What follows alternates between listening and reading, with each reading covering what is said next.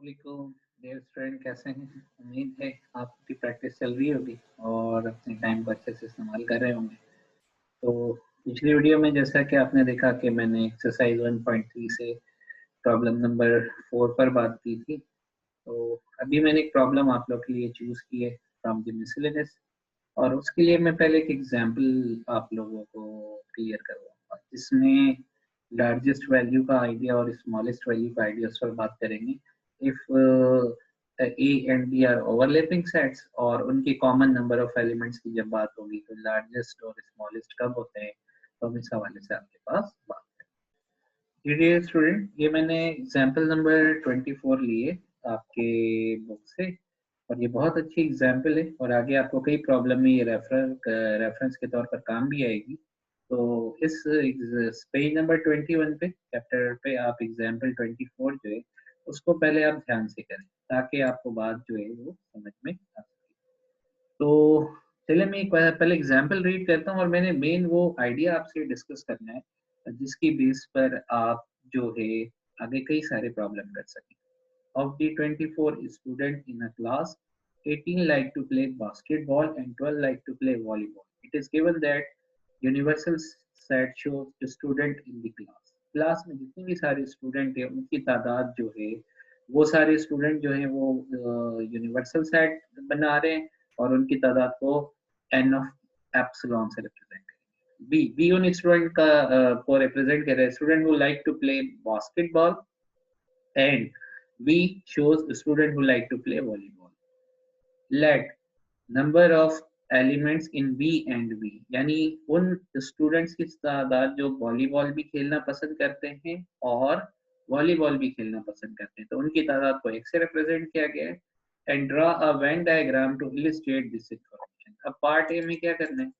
Part A में वो आपसे कहते हैं जी describe the set B union B, यानी v और v को जब आप यूनियन करें तो तब क्या होगा? And express number of elements of v union v in terms of x। तो हम पहले इस पार्ट को देखते हैं। ओके, पहले तो आप ये वेन डायग्राम देखें। रेक्टेंगल आपने इस्तेमाल किया है क्लास के सारे स्टूडेंट्स के लिए क्योंकि ये हमारा यूनिवर्सल सेट था।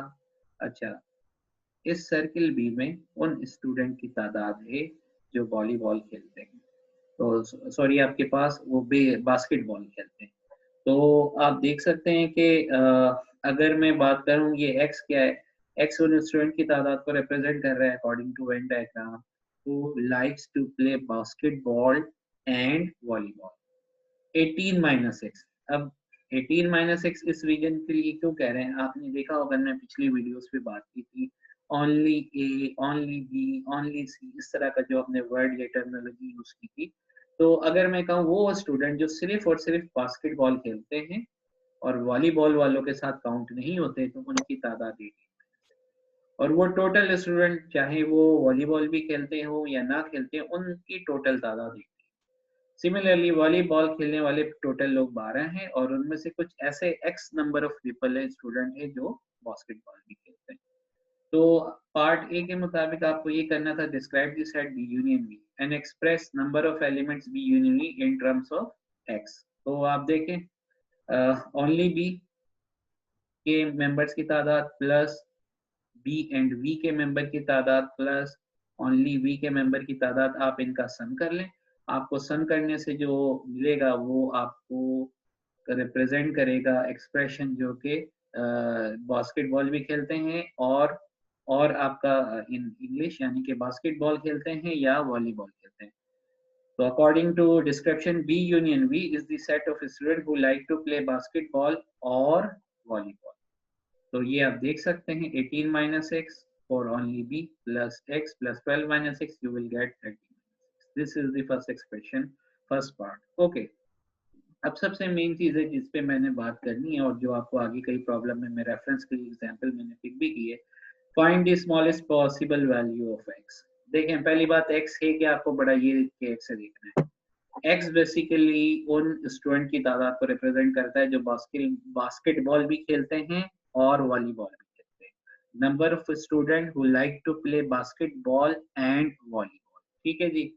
तो अब अगर मैं ये कहूँ कि जी smallest possible value of x क्या होगी, तो अगर आप जरा ध्यान से देखें कि स्मॉलेस्ट पॉसिबल वैल्यू उस वक्त होगी जब हमारे पास बी और वी के यूनियन करने से आपको यूनिवर्सल सेट मिल जाए।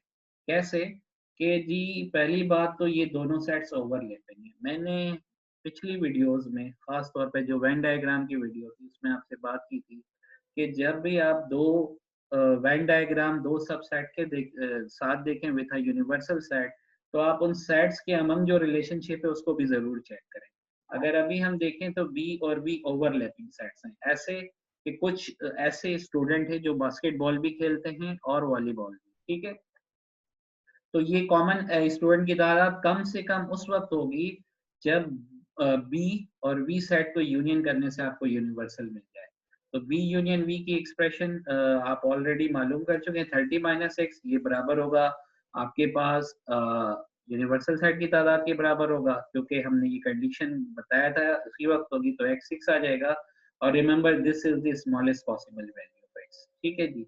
सेकंड कि जी सेकंड से मुराद जो सी पार्ट है, find the largest possible value of x. अगर आप ध्यान से सोचें, पहले बार बार कह रहा हूँ, जब भी smallest possible value of x को देखना हो या largest possible value of x को देखना हो, तो आपने ये जरूर ध्यान करना है वो एक्स किसको रिप्रेजेंट कर रहा है। क्या वो किसी कॉमन को रिप्रेजेंट कर रहा है दो सेट को, या ओनली पहले सेट के मेंबर की तादाद जाहिर कर रहा है, या ओनली दूसरे मेंबर की तादाद जाहिर कर रहा है, ये बहुत ध्यान से आपने देखना है। तो हम देख सकते हैं अभी जो हमारा एक्स है वो बी एंड वी के मेंबर्स की तादाद है। अच्छा जी, अब ये लार्जेस्ट कब होगा, आप खुद सोचिए। अगर एक ऐसा सेट जिसका ऑर्डर दूसरे से कम हो, ऑर्डर आप पहले जान चुके हैं, number of elements in a set. अगर हम जरा क्वेश्चन की इन्फॉर्मेशन पे जाएं तो बी हमारे पास और जो वी है, तो बास्केटबॉल खेलने वाले 18 स्टूडेंट हैं, वॉलीबॉल खेलने वाले 12 स्टूडेंट हैं। तो जिस सेट का ऑर्डर लेस हो तो एक पॉसिबिलिटी ये भी तो हो सकती है ना कि वो दूसरे का सबसेट बन जाए जिसका ऑर्डर ग्रेटर हो। तो ये कह रहा है N of B intersection V उस वक्त लार्जेस्ट होगा जब वॉलीबॉल वाले सारे के सारे प्लेयर्स वो हों जो बास्केटबॉल भी खेलते हैं। तो इसका मतलब वी के सारे मेंबर कंटेन हों, मौजूद हों बी के अंदर। तो इससे क्या होगा कि जब वी बी के अंदर मौजूद है, तो आपने ये सुना होगा ना कि अगर एक सबसेट है और दूसरा उसका सुपर सेट है, तो उनके कॉमन एलिमेंट्स की तादाद जो होगा वो number of elements of subset होगा। तो यहाँ पे आप देख सकते हैं कि वो एन ऑफ वी के बराबर हो जाएगा, एक्स 12 हो जाएगा, और this is the largest possible value. तो इसको अब हमने आपके लिए ऐसे समराइज किया है, सबसे पहले कि अगर आप जरा ध्यान से इस चीज को देखें जिस पर हम आपसे बात कर रहे हैं अभी, कि when A and B are two subsets of universal set and A union B gives universal set. This implies that the number of elements of A and B is smallest. तो ये आपको ये कंडीशन याद रखनी है। Common elements की तादाद सबसे छोटी हुआ करेगी।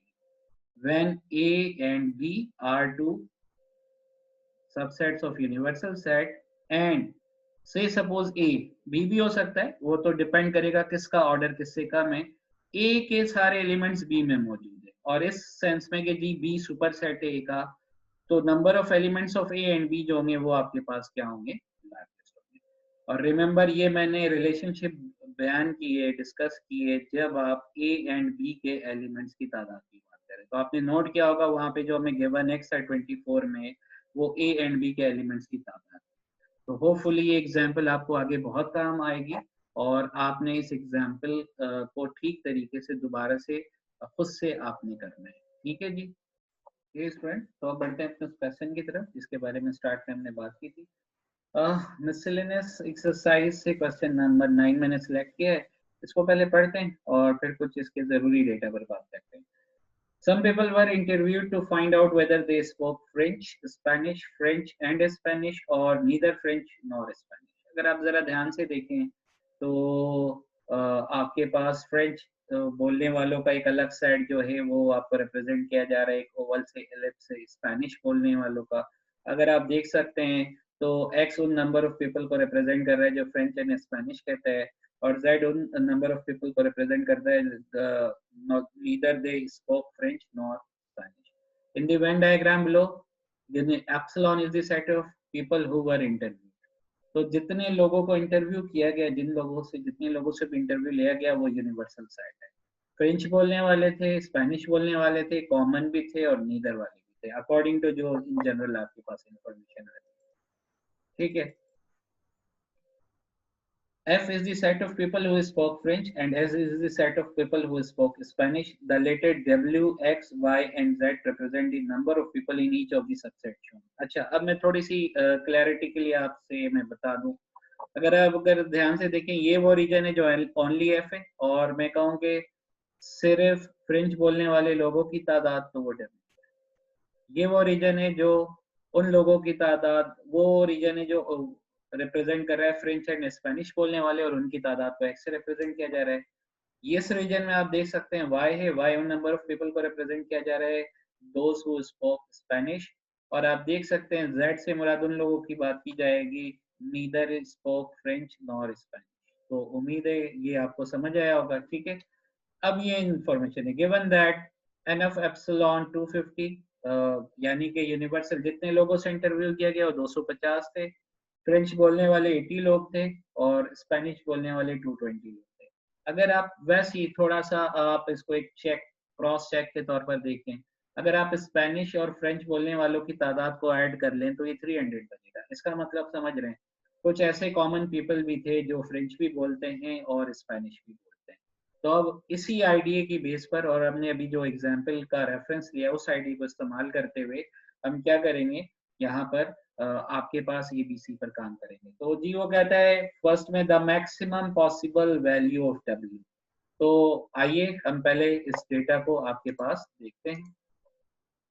तो जैसा कि आप देख सकते हैं मिसलेनियस एक्सरसाइज क्वेश्चन 9, हमने ये डेटा की रिप्रेजेंटेशन आपको दिखा दी। ये हमारे पास वो सारे नंबर्स हैं आपके पास जो हमें डेटा के मुताबिक प्रोवाइड किए गए। जी student, according to party the maximum possible value of W हमें चाहिए। तो हमने काम करना है, सारी इंफॉर्मेशन को इस्तेमाल करना है और इस तरह से इस्तेमाल करना है कि हम अपने रिजल्ट्स पर पहुंच सकें। तो देखें ये डेटा ऑलरेडी शेयर कर चुके थे। अब सबसे अहम बात जो है, अगर आप देखें कि यूनिवर्सल सेट में जो टोटल मेंबर्स हैं वो 250। अगर आप इस वेन डायग्राम के हिसाब से देख लें तो इस वेन डायग्राम के हिसाब से हमारे पास जो है ये जी only f and s, only s, neither f complement and s complement, इन सब का सम आपको पता है w plus x plus y plus z, ये आपको क्या प्रोवाइड कर देगा जी 2। रिमेंबर हम यहाँ पर जो अभी एक्सप्रेशन देख रहे हैं वो नंबर ऑफ एलिमेंट्स के लिए। ठीक है जी। अच्छा, here remember N of S आपको क्या प्रोवाइडेड है, अगर आप जरा ध्यान से देखें तो एन ऑफ एस आपको 220 प्रोवाइडेड है। और फ्रॉम द इवेंट डायग्राम अगर मैं x प्लस वाई कर लूंगा तो वो x प्लस वाई मुझे उसकी वैल्यू मिल जाएगी 220। ये x प्लस वाई की वैल्यू उठा के आप यहाँ पर पुट कर, तो जैसे आप x प्लस वाई की वैल्यू यहाँ पर 220 पुट कर देंगे तो w प्लस z जो है आपको वो किसके इक्वल मिल जाएगा 30 के, जब आप इसको सिंप्लीफाई करिए।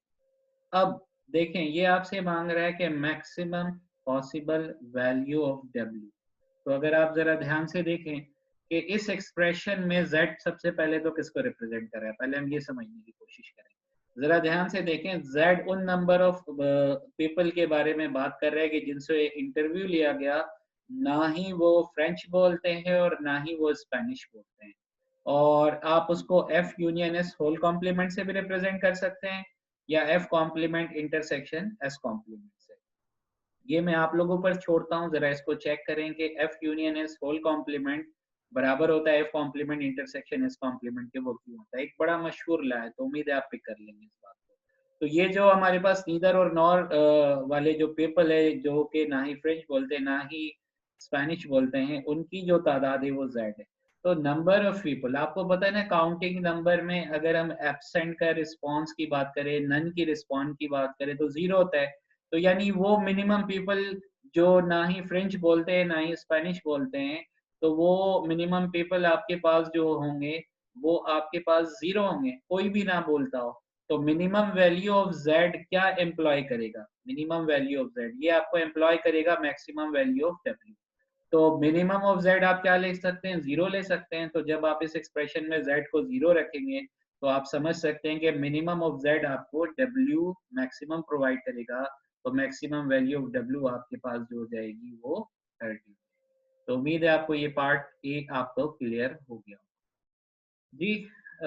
पार्ट बी में कहता था maximum possible value of Z. अब मेरा ख्याल है ये ए से बिल्कुल देखकर आप आसानी से कर सकते हैं। ये काम मैं टोटली आप लोगों पे छोड़ता हूँ और मुझे पूरी उम्मीद है आप इसको आसानी से कर लेंगे।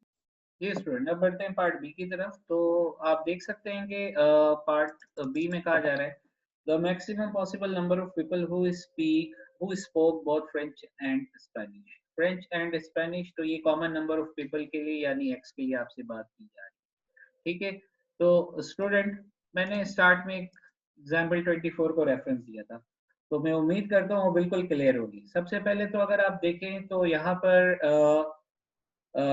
फ्रेंच और स्पेनिश बोलने वालों की तादाद एक्स है।